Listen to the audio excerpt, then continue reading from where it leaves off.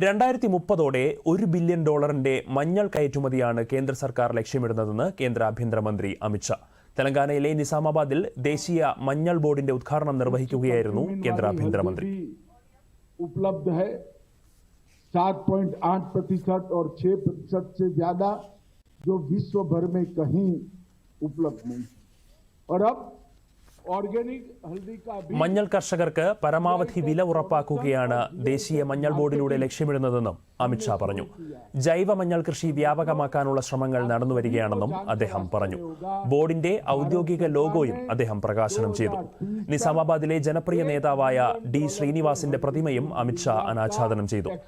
ജൈവ മഞ്ഞളിന്റെ ഭൗമസൂചിക പദവി കിട്ടാനുള്ള ശ്രമത്തിലാണ് സർക്കാരെന്ന് അമിത് ഷാ പറഞ്ഞു. രാജ്യത്ത് ഉത്പാദിപ്പിക്കുന്ന മഞ്ഞളിൽ കുർക്കുമിന്റെ അളവ് 7.8% കൂടുതലാണെന്നും ഇത് ക്യാൻസർ പ്രതിരോധത്തിന് വളരെ ഏറെ സഹായകരമാണെന്നും അദ്ദേഹം പറഞ്ഞു.